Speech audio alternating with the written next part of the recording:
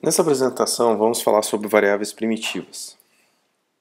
Então, quando você quer declarar uma variável primitiva, o que você precisa fazer? Basicamente, a gente declara o tipo e o nome da variável. Além de ser válido isso para variáveis primitivas, é válido para qualquer tipo de variável, ou seja, você declara qual que é o tipo da variável e em seguida o nome da variável. Mais uma vez, eu declaro qual que é o tipo do meu dado e, basicamente, quem que vai representar esse dado. Então, por exemplo, eu tenho uma variável inteira na qual podemos identificar o seu nome como idade. Então, idade recebe o quê? Ou seja, atribui-se o valor 15, no caso, que é um valor aceitável dentro dos limites de um inteiro. Ou seja, uma vez que você definiu um tipo, diferente de C, por exemplo, você não pode mudar o tipo daquela variável. Nós temos alguns tipos de variáveis primitivas, como boolean, onde você utiliza true ou false, ou seja, verdadeiro ou falso, ou seja, não é representado como um valor numérico.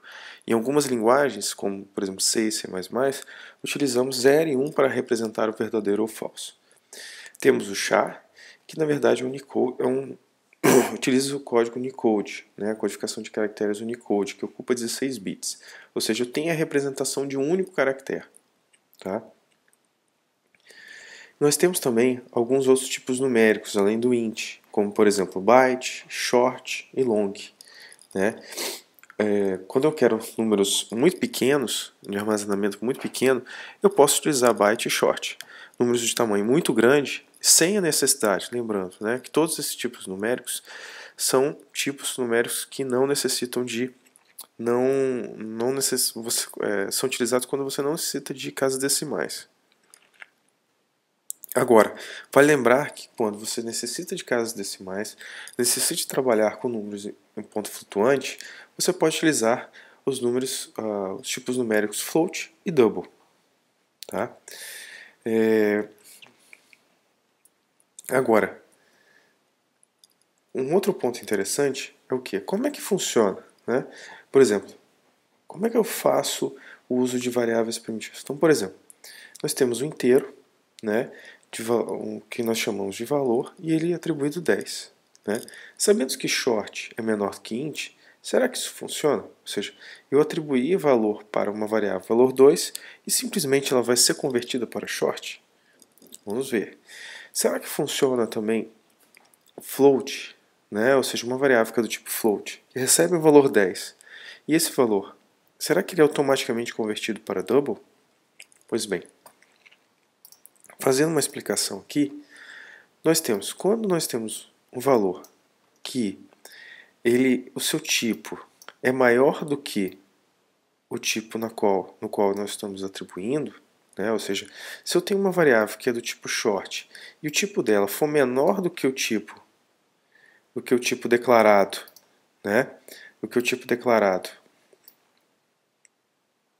neste caso, se no caso, por exemplo, valor 2 é menor do que valor, ou seja, o tipo dela for menor do que o tipo declarado em valor, nós não teremos a conversão automática. Tá? Agora, ou seja, eu terei que fazer o que nós chamamos de cast, e aplicar uma palavrinha-chave aqui, um termo-chave que permitirá com que eu converta explicitamente para short. Agora, nesse caso aqui, será que vai funcionar? Por exemplo, float, ele é o quê? Menor do que double. Então, quando eu atribuir valor diretamente para valor 2, ele automaticamente será convertido, ou seja, eu tenho uma conversão que nós chamamos de conversão implícita.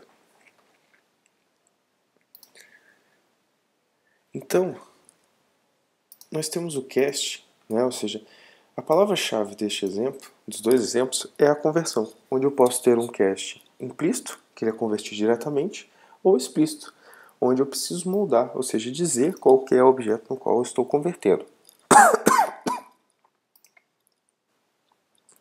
Lembrando, no exemplo anterior, você tem uma conversão explícita, na qual, como eu tenho um valor que é maior, o tipo do valor é maior do que o tipo do valor da variável a qual eu estou atribuindo esse valor, como ela é menor, eu preciso converter para um tipo menor. No exemplo de promoção, eu tenho um valor que ele é menor do que o valor 2 no qual eu estou atribuindo, né? Lembrando que, nesse caso, a conversão é implícita, porque o tipo float é menor do que double. Voltando no caso anterior, como o int é maior do que short, eu necessito de fazer a conversão implícita. Explícita, no caso.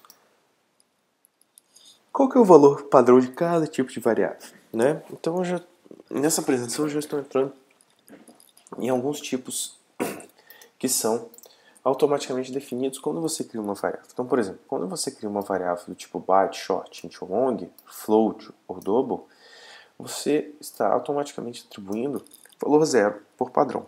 Então, elas são inicializadas com zero. No caso de boolean, ela começa com false. Lembrando que quando você cria uma variável tipo char, ela inicializa com o valor de um caractere em branco. Agora, entrando um pouquinho na parte de orientação a objeto, ou seja, quando criamos objetos, né, é inicializado com uma referência nula, ou seja, não aponta para nenhum lugar. Ou seja, se você criar qualquer variável e não atribuir nada para uma variável do tipo objeto, ou seja, uma variável que não é primitiva, ela automaticamente será definida como nulo. Aqui nós temos alguns tipos de operadores, tá? Esse tipo de operadores, esse quadro a seguir, ele é muito útil quando você tem, como é que eu posso dizer, em diversas linguagens. Então, por exemplo, você tem operadores de menor, menor igual, maior, ou seja, é válido para qualquer tipo de linguagem, não necessariamente somente para Java no caso, tá? Nós temos os operadores o exclusivo, né? O ou, né? Quando eu preciso fazer operações com bits, né? Fazendo atribuições com bits, fazendo adição, né? Módulo, ou seja, o resto, né? Eu tenho divisão, multiplicação, soma, subtração, incremento, né? Eu tenho incremento, por exemplo, e assim por diante. E, por último, o operador ternário, né? Que vem em substituição quando eu tenho necessidade de um if then else.